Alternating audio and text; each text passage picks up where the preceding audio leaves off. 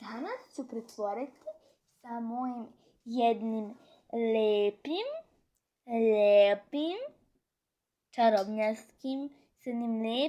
čarobnim štapom.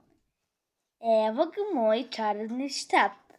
Sa ovim čarobnim štapom mogu da pretvorim skoro sve. Ne skoro sve, nego sve. Sada ću da pretvorim nešto.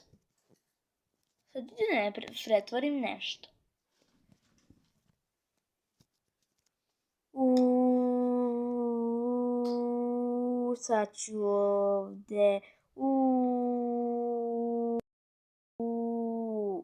Pretvorila sam naočare za sunce. Taj predmet ćemo da ostavimo ovde na ovom lepom mekanom tepihu. A sada sledi druga stvar.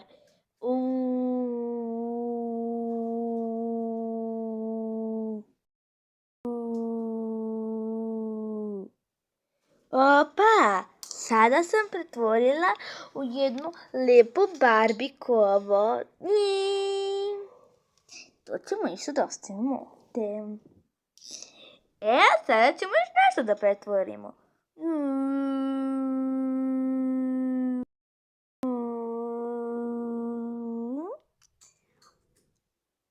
Opa, bato.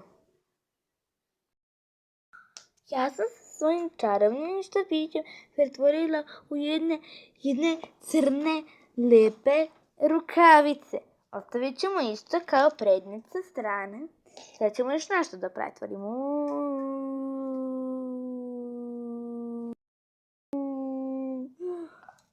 Pretvorila sam u jedan lep slatkiš, a taj lep slatkiš su noblice. Znači, ovo su predmeti koje smo stvorili. Imamo jednu lutku, barbiku. Nju ćemo ostaviti ovde. Imamo jedne rukavice, vrlo lepe, crne. Nju ćemo ostaviti pored ove lepe barbike.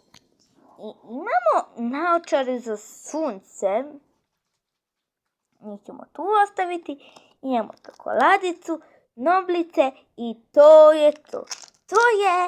To. Sve smo pretvorili. Znači, lutka barbika, crne rukavice, crne naočare i slatkiš noblice.